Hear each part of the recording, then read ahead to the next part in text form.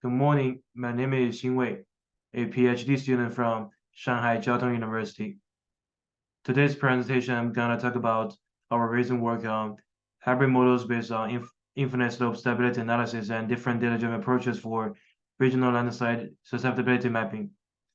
This is a joint work with Heidi from Chongqing Bureau of Geology and Minerals Exploration, Professor Paulo Godoni at University of Illinois Urbana-Champaign, and Professor Lulu Zhang at Shanghai Jiao Tong University. Landslide pose significant threats to human lives and properties worldwide, especially in recent few years. Extreme rainfall events are becoming increasingly frequent.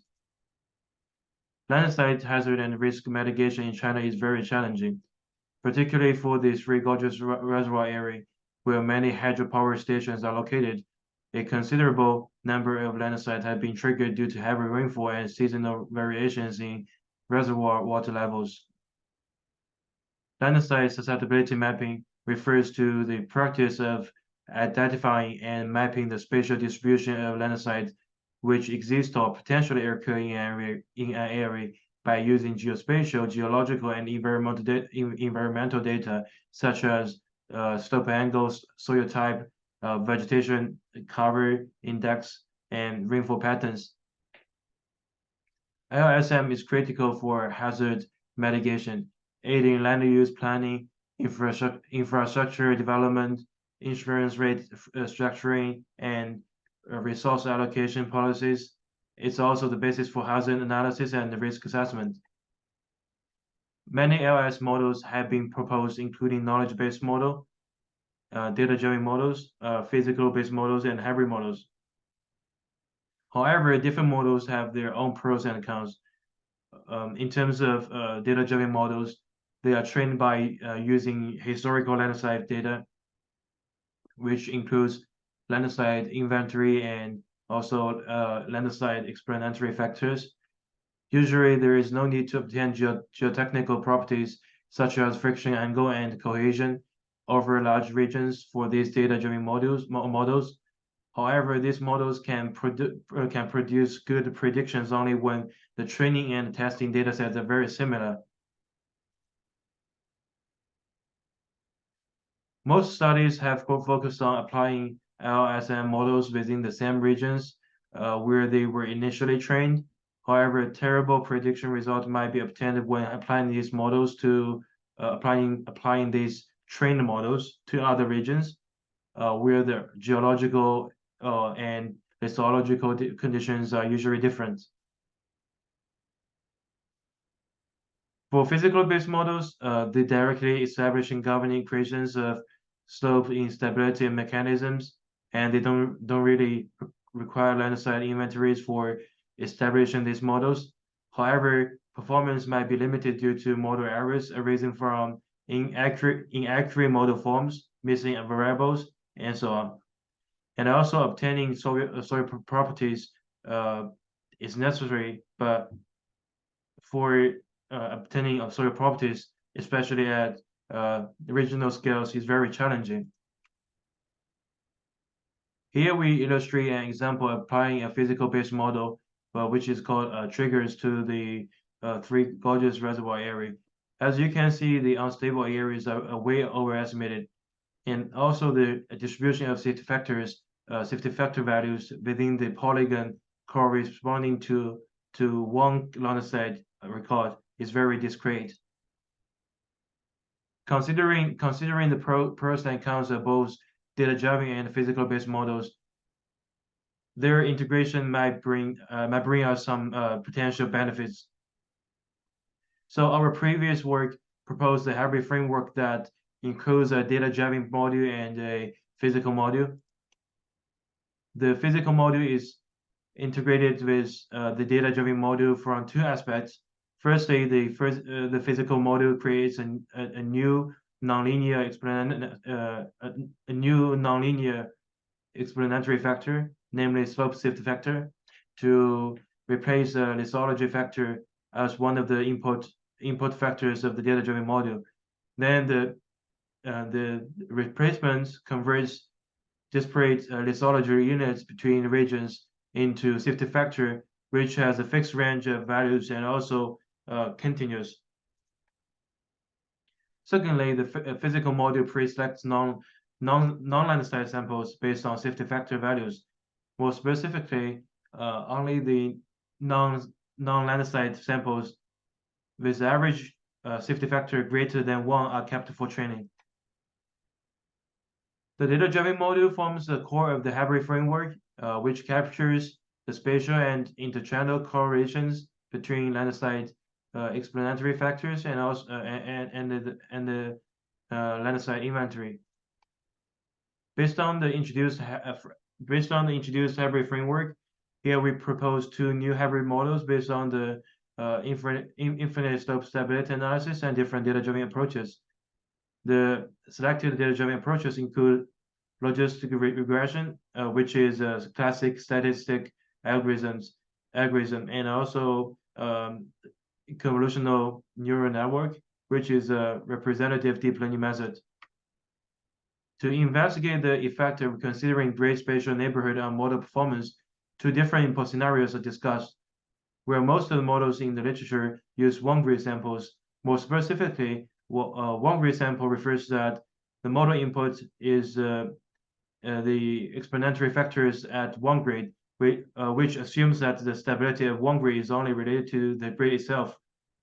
And for local region samples, it refers to that the model input is the explanatory factors at 1 grid at the grades of a small local region, which assumes that the stability of 1 grid is related to the grid itself and also the surrounding grades. This slide shows a more intuitive comparison between those 2 input scenarios.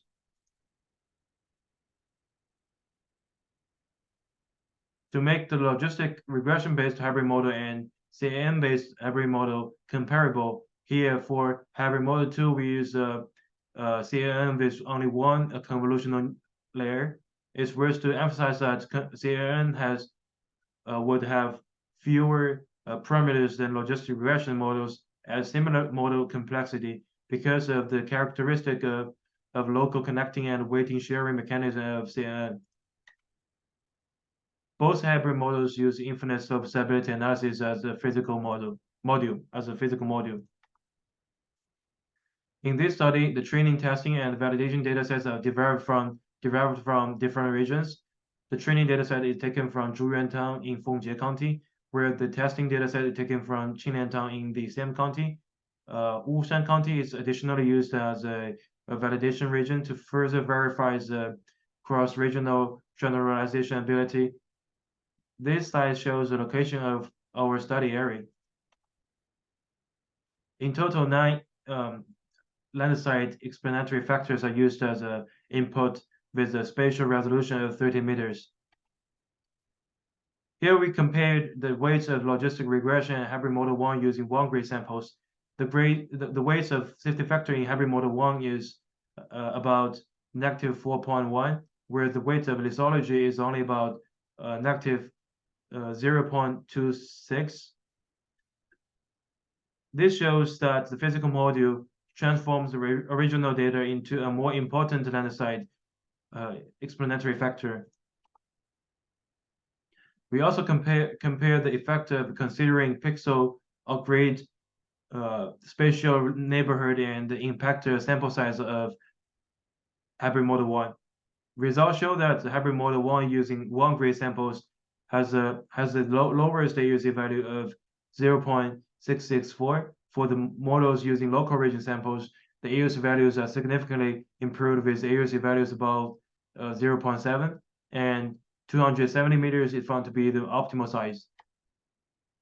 This slide provides a more intuitive comparison of the results obtained by hybrid model 1 by using 1-grid samples and local region samples, compared with the map obtained by hybrid model 1 using 1-grid samples. On the left side, the map of the hybrid model 1 using local region samples on the right side has a higher AUC value and also more spatially integrated.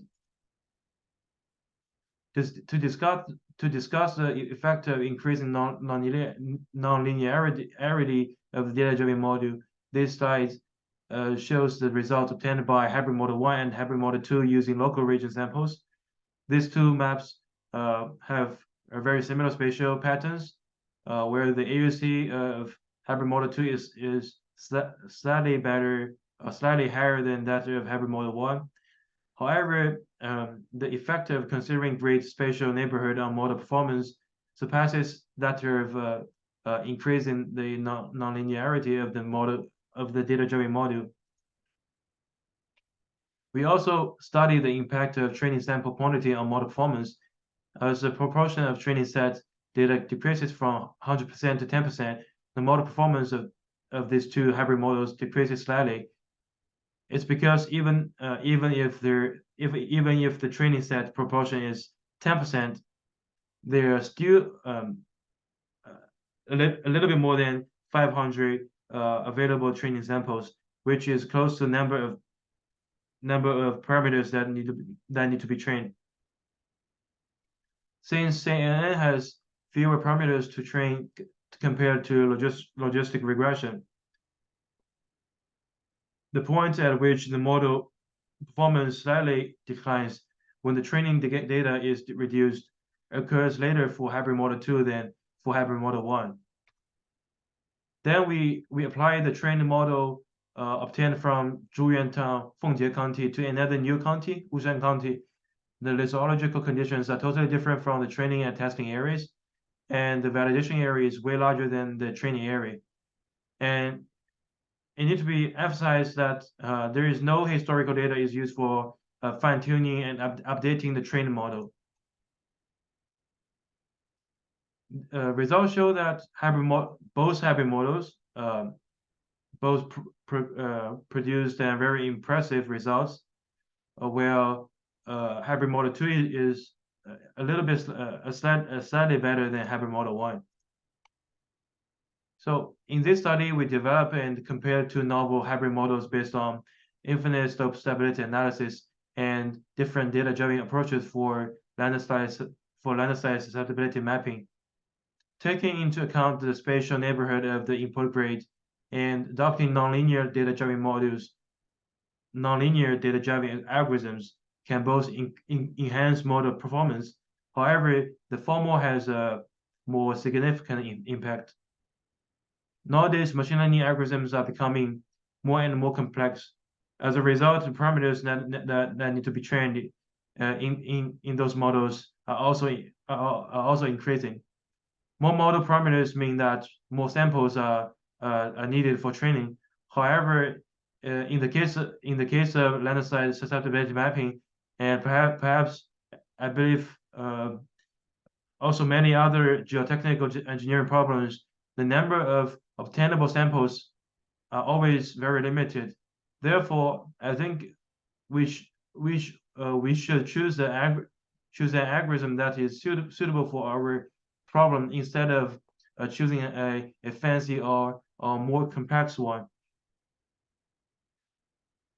And the integration of the classical machine learning algorithms, classical data-driven algorithms, such as logistic regression, and the simplest physical models, such as infinite slope stability analysis, may also bring us some surprises.